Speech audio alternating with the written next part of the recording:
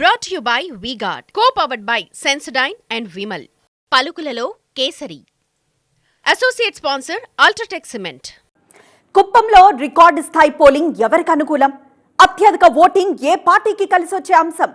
కుప్పం దంగల్లో గెలుపోటములే కాదు, మెజారిటీ చుట్టూ ఇప్పుడు బెట్టింగ్లు.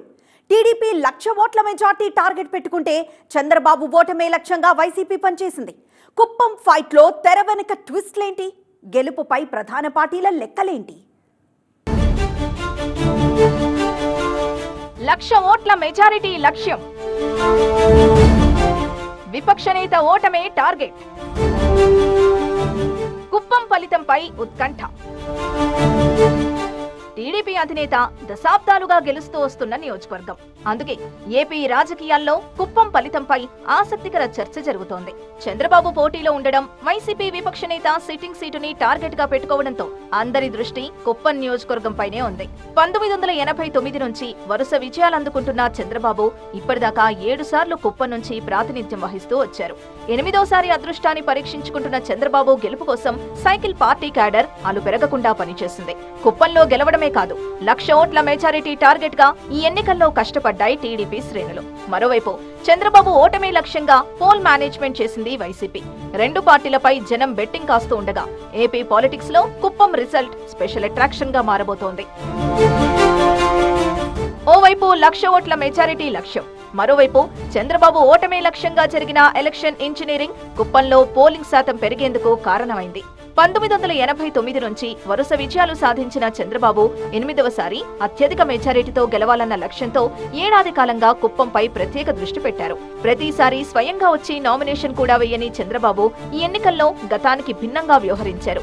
కుటుంబ సభ్యులతో నామినేషన్ దాఖలు చేయించారు. చంద్రబాబు తరపున ఆయన సతీమణి నారా భువనేశ్వరి నామినేషన్ దాఖలు చేయడమే కాకుండా నారా నందమూరి కుటుంబాలు ప్రచార బాధ్యతలు కూడా చేపట్టాయి. 1989 నుంచి ఇప్పటిదాకా ఎప్పుడూ లేని విధంగా దాదాపు 90% పోలింగ్ నమోదు కావడంతో కుప్పం ఫలితం ఉత్కంఠ పెంచుతోంది. కుప్పంలో 1,00,000 ఓట్ల మెజారిటీ లక్ష్యాన్ని సాధించేందుకు పార్టీ ఎమ్మెల్సీ శ్రీకాంత్ కి బాధ్యతలు అప్పగించింది టీడీపీ అధిష్టానం.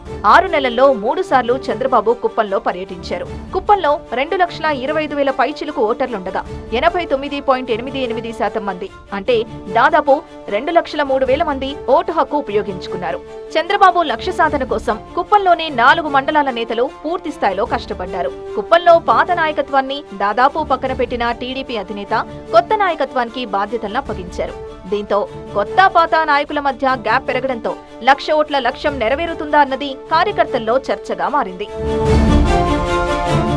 చంద్రబాబు ఓటమే లక్ష్యంగా పెట్టుకున్న వైసీపీ గత 2 ఏళ్లుగా కుప్పంపై దృష్టి సారించింది. ఎన్నికల ముందు మరింత హడావిడి చేసింది. కుప్పం నుంచి బరిలో దిగిన ఎమ్మెల్సీ భరత్ గెలుపుపై ఫుల్ కాన్ఫిడెన్స్ తో ఉన్నారు. కుప్పంలో పాగా వేయాలన్న టార్గెట్ తో బీసీ సామాజిక వర్గానికి చెందిన అభ్యర్థిని వైసీపీ బరిలో దింపింది. వన్యకుల క్షత్రియ సామాజిక వర్గానికి చెందిన భరత్ ని చంద్రబాబుపై పోటీకి దించింది. భరత్ ని గెలిపిస్తే కేబినెట్ లోకి తీసుకుంటానని కూడా సీఎం ప్రకటించడం వైసీపీకి అనుకూల అంశంగా మారింది. ఇక మంత్రి పెద్దిరెడ్డి సొంత నియోజకవర్గం పుంగనూరు కంటే కుప్పంపైనే ఎక్కువ ఫోకస్ పెట్టడంతో ఈ ఎన్నికల్లో నువ్వా నీనా అన్నట్టు నడిచింది ఎలక్షన్ ఫైట్. ఎన్నికలకు ముందే హంద్రినీవా నీటిని కుప్పంకి తీసుకురావడం, పాలారు ప్రాజెక్టు పూర్తి చేస్తామన్న హామీతో కుప్పంలో ఈసారి గెలుపు తమదేనంటోంది ఫ్యాన్ పార్టీ.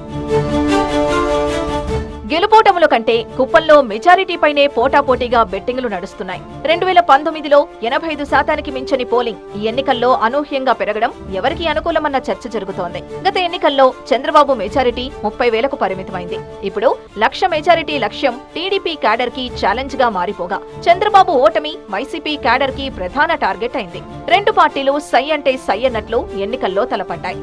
మరోవైపు కుప్పంలో క్రాస్ ఓటింగ్ జరిగిందన్న ప్రచారం కూడా పార్టీల్లో గుబులు పుట్టిస్తోంది.